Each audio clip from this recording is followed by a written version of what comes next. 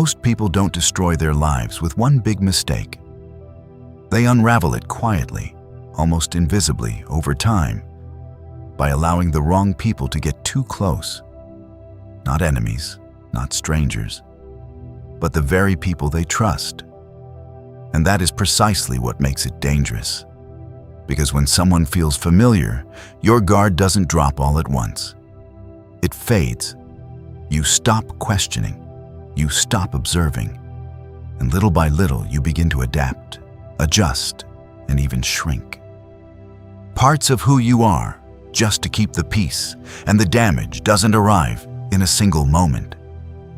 It accumulates in silence, layered through small, forgettable interactions, until one day you realize you feel exhausted, mentally unclear, and no longer fully in control of your own thoughts. And the truth is, your life is not being destroyed by circumstances. It is being shaped, subtly and consistently, by who you allow into your inner circle. Because Stoic philosophy points to a powerful idea that most people overlook. That your inner peace is not only a reaction to life, but a reflection of what you permit to influence you. Your peace is not simply taken from you.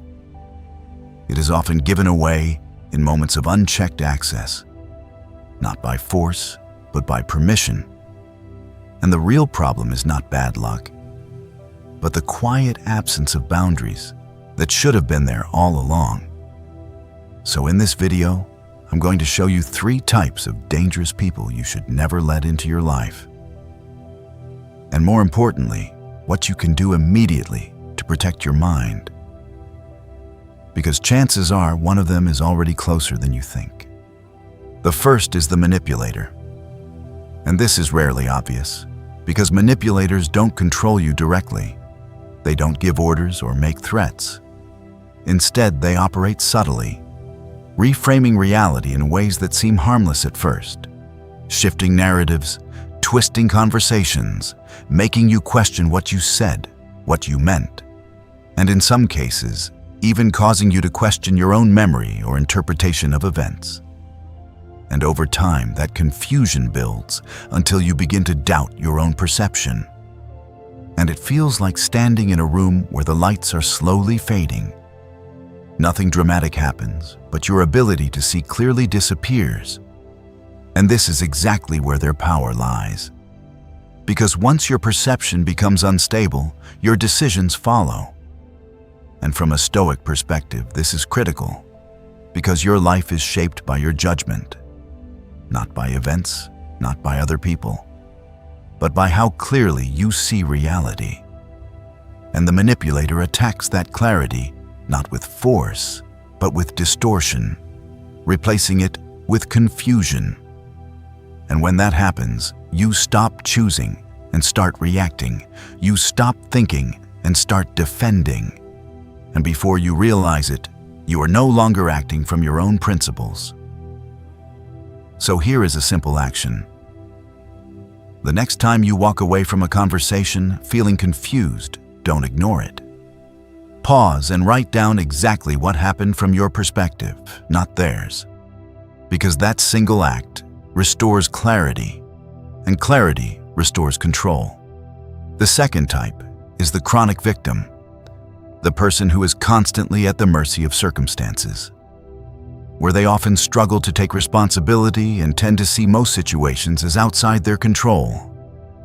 Life feels unfair to them, and someone else is usually to blame.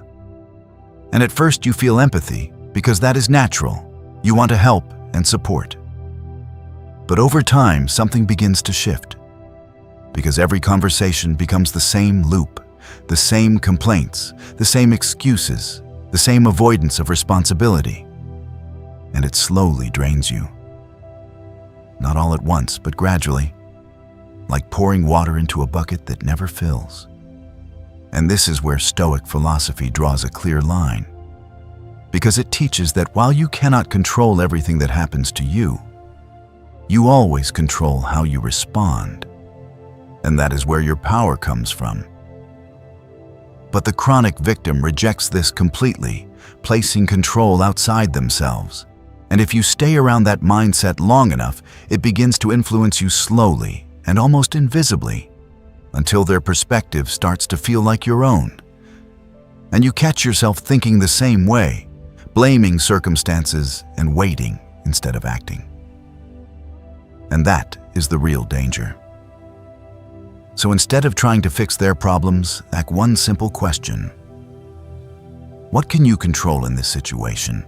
And pay attention to how they respond, because their answer will reveal whether they are willing to take responsibility or remain stuck in that pattern.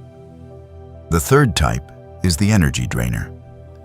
And this type is often overlooked because it doesn't come with obvious conflict. There is no manipulation, no arguments, just a constant sense of heaviness, a quiet exhaustion that lingers after every interaction, where every conversation leaves you slightly more drained than before. And you might not notice it at first because it feels normal, especially if it has always been part of your environment. But over time, it accumulates, like carrying a weight that slowly becomes heavier until it begins to affect your mood, your focus, and your motivation. And from a Stoic perspective, this matters deeply, because your environment shapes your internal state, and people are part of that environment. So if you are constantly surrounded by negativity, your mind adapts to it, and it becomes your baseline. And once that happens, clarity becomes harder to maintain. So the solution does not need to be extreme. You don't need to cut people off overnight. You simply need to reduce exposure, shorten conversations, lower the frequency, and create small but consistent boundaries, because protecting your energy is not selfish, it is necessary. And if this resonates with you, take a moment to acknowledge it. Because awareness is always where change begins. There was a time when I believed that being a good person meant always being available, always listening, always helping, no matter the cost. But over time, I realized something. The more I gave without boundaries, the more I lost myself, not suddenly, but gradually, through small compromises that felt harmless in the moment, but accumulated over time, until I understood that the problem wasn't other people. It was what I allowed. And that is the core of Stoic thinking. You cannot control others, but you always control access. So here's a simple system you can follow. First, awareness. Spend time noticing how people affect you after interactions. Second, boundaries. Begin reducing time with those who consistently drain or confuse you without creating conflict. Just distance. And third, control. Focus only on what you can influence. Your thoughts, your actions, your decisions, and let go of the rest. And if you are serious about protecting your peace, make it a decision, not just an idea, because in the end, you become what you allow, not just in habits, but in people. So choose carefully, because not everyone deserves access to your life.